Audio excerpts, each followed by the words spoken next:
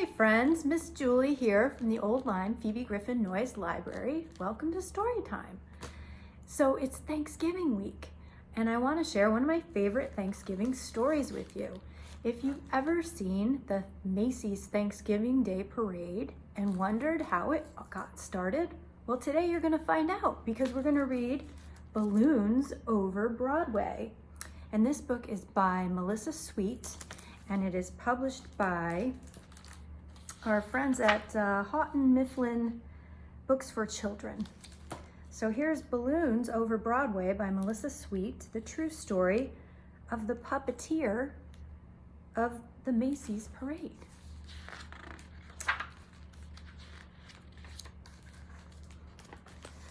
And here he is. Anthony Tony Frederick Sarg. Sarg rhymes with arg. Every movement has a meaning of its own.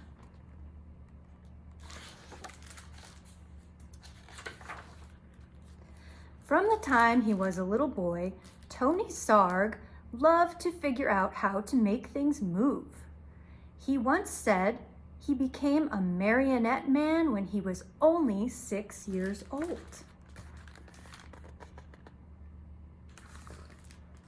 His father had asked him to feed their chickens at 6:30 in the morning every day. Tony had an idea. What if he could feed the chickens without leaving his bed? He rigged up some pulleys and ran rope from the chicken coop door to his bedroom window. That night, he spread chicken feed outside the chicken coop door. The next morning, Tony pulled on the rope and the door to the chicken coop opened. The chickens ate their breakfast, Tony stayed snug in his bed, and his dad, so impressed, never made Tony do another chore.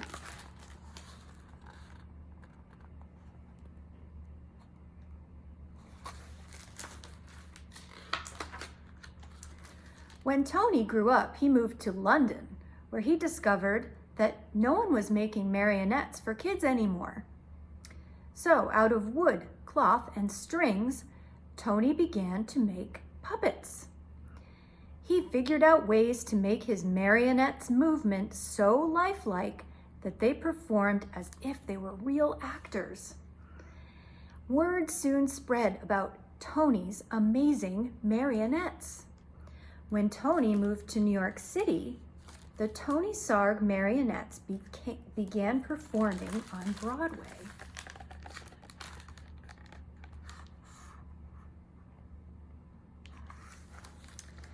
In the heart of New York City, in Herald Square, was the biggest store on earth, R.H. Macy's department store.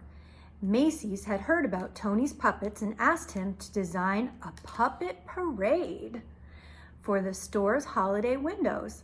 So Tony made new puppets based on storybook characters, then attached them to gears and pulleys to make them move.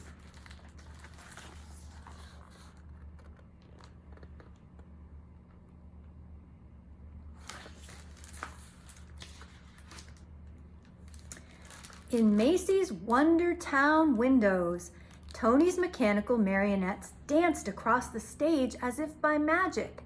All day long, they performed to shoppers jostling for a better look.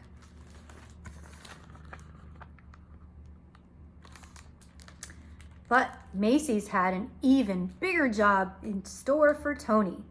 Many of the people working at Macy's were immigrants, and as the holidays approached, they missed their own holiday traditions of music and dancing in the streets. Macy's agreed to put on a parade for their employees, and they hired Tony to help. Tony too was an immigrant, so he loved the idea of creating a parade based on street carnivals from all over the world. He made costumes and built horse-drawn floats, and Macy's even arranged to bring in bears, elephants, and camels from the Central Park Zoo.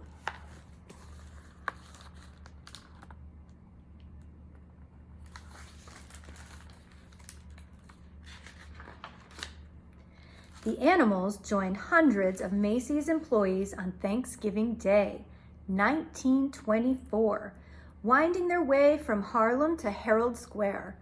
It was a dazzling parade. In fact, Macy's first parade was such a success that they decided to have one every year on Thanksgiving Day to celebrate America's own holiday.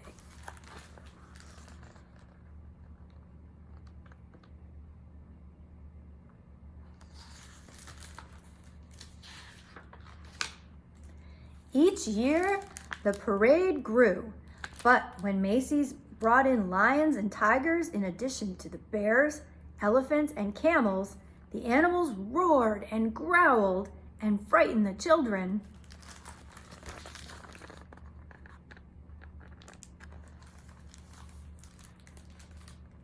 Macy's asked Tony to replace the animals. Tony, can you think of something spectacular? Okay.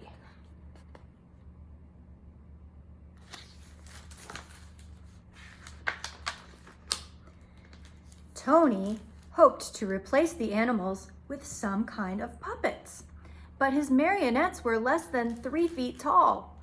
He would have to make much larger puppets in order for them to be seen in the parade, and how could he make them strong enough to hold up in bad weather, yet light enough to move up and down the streets?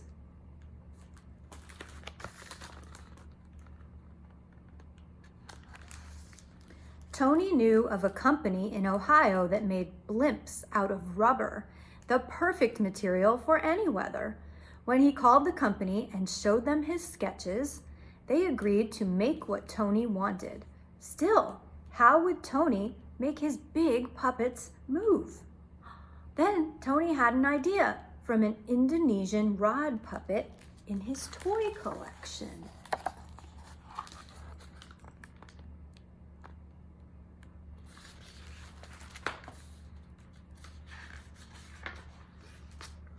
On Thanksgiving Day, Tony's creatures, some as high as 16 feet, spilled into the streets and the crowds cheered wildly. Part puppet, part balloon, the air-filled rubber bags wobbled down the avenues, propped up by wooden sticks.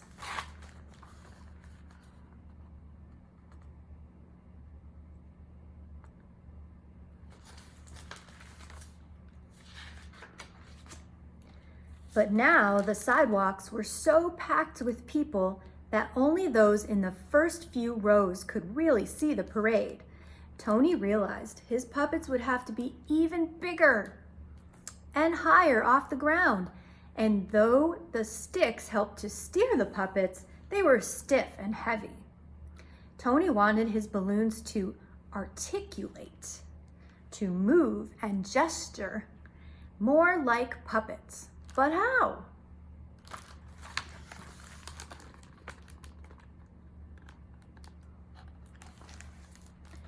With a marionette, the controls are above and the puppet hangs down.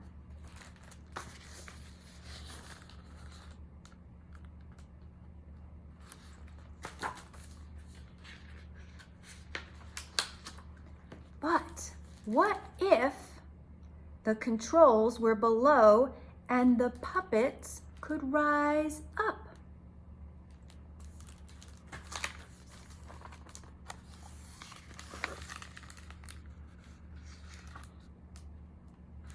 I think he might be onto something. During the next year, Tony set his new idea into motion. This time, he asked the company in Ohio to make balloons out of rubberized silk, as strong as rubber, but lighter than rubber alone. Most important, Tony ordered the balloons to be filled not just with air, but with helium too. Since helium is lighter than air, it would make the balloons rise. Once the puppets were completed, they were deflated and shipped back to Tony in New York.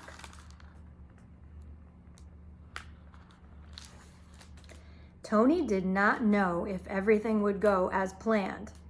It was still dark on Thanksgiving morning when Tony filled the balloons with helium, tethering them down with sandbags. By 1 p.m., the sidewalks were packed with people ready for the parade. Then, one by one, Tony cut the lines to the sandbags. Let's have a parade!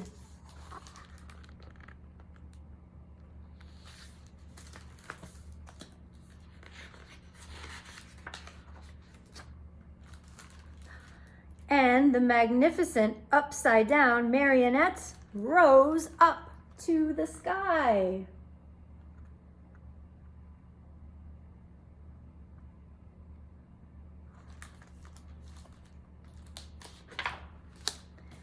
Nodding and waving to the crowds below, they sailed past Central Park. They sallied down Broadway. They shimmied and swayed through the canyons of New York City.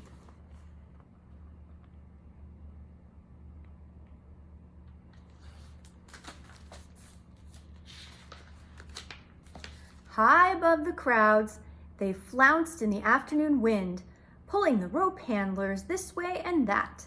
Yet, with every heave-to, the balloons gestured and articulated like wild puppets, and the crowd screamed for more.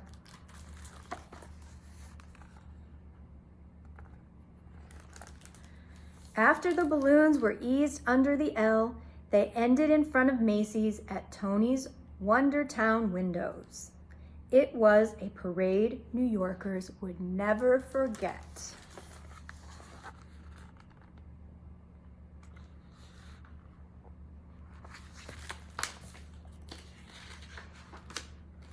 And from that day on, every Thanksgiving morning, crowds have lined the sidewalks of New York City to see what new balloons would rise to the skies for Macy's famous parade.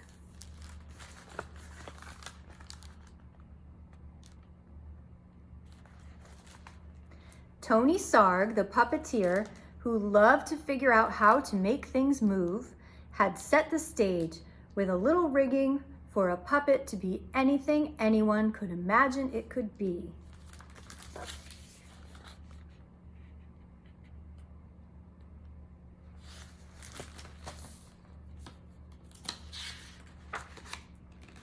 The end. So I hope you enjoyed that story. And now when you watch the Macy's Thanksgiving Parade on Thanksgiving morning, you will know how it all got started. And if you haven't already, come by the library and you can pick up your craft kit and you can make your very own balloon puppet. You can make a little turkey right here. So thank you for coming to Story Time and have a very happy Thanksgiving, and I'll see you next time for another story. Bye everybody.